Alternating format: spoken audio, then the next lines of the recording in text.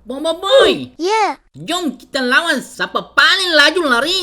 Siapa menang dapat kari kebalikan. okey boleh. Tapi kamu kena pejam mata dulu. Okey.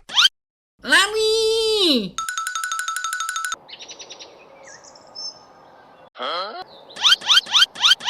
Gopal? Oh, Gopal.